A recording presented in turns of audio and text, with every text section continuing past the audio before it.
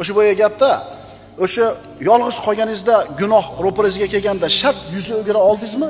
Demak, Alloh yodingizda turuvdi.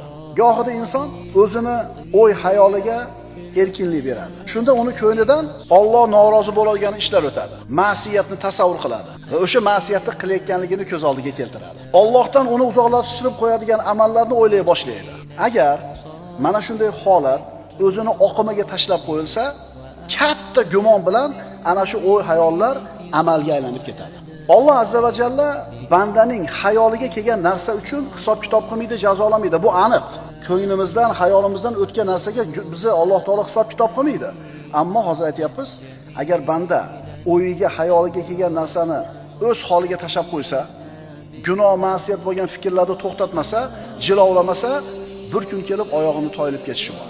Ana shu o'y fikrlar amalga aylanib ketishining xavfi bor.